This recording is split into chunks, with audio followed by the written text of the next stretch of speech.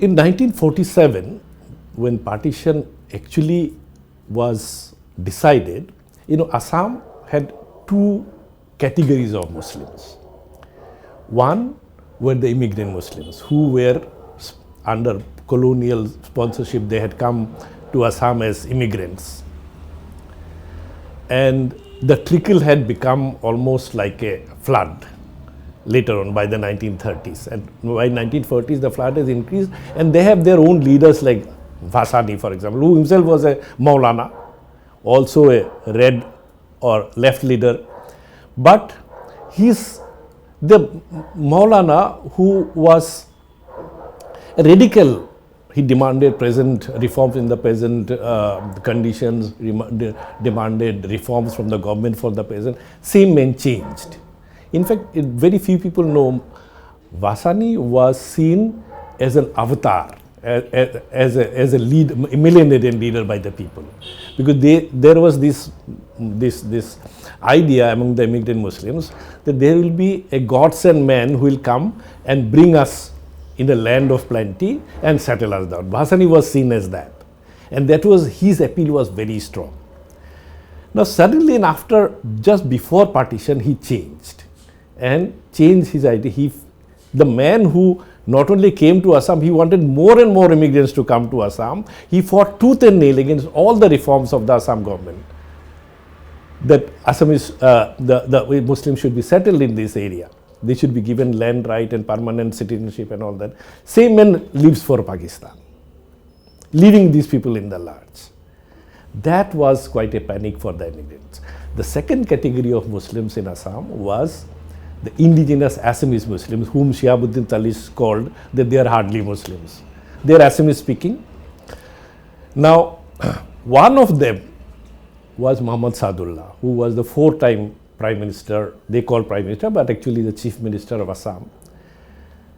He supported the immigration. This is an irony that Assamese people wanted the immigrants to be out of Assam, and this immigration flow should be stopped.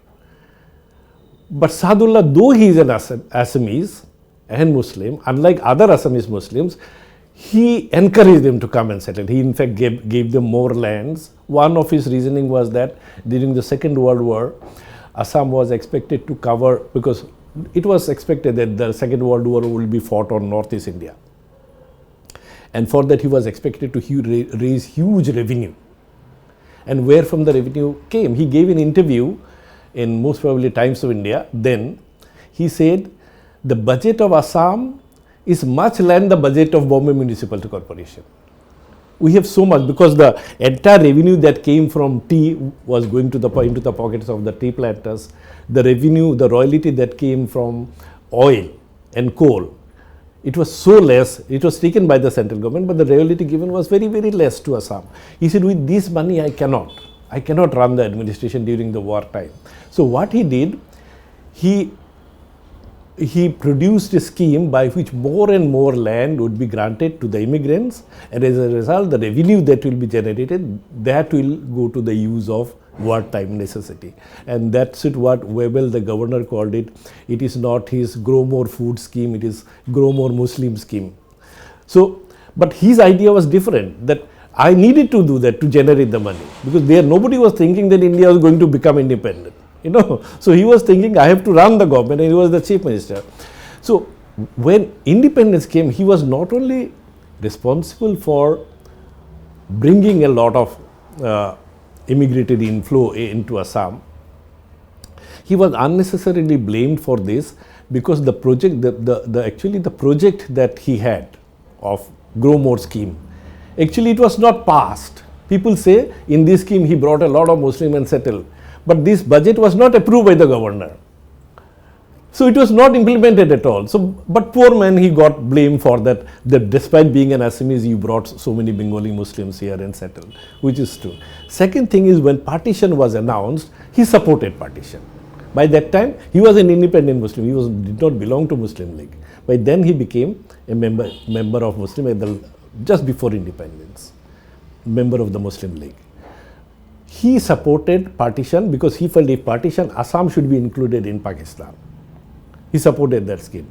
His reasoning was there that if Bengal is partitioned into two, Assam will be surrounded from all sides by Bengal, and it will be difficult for it to exist in that sense. Therefore, it's better that it becomes a part of Bengal. Because see, nobody imagined what would be the condition of East Bengal or Pakistan, whether it will be a theoretical state and all that. No, they thought it will be the same.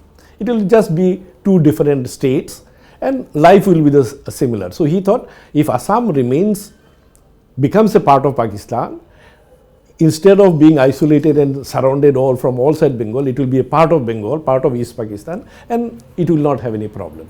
That is why he supported Pakistan, but he paid a very high price. After partition, nobody hears about him. He died a very lonely man.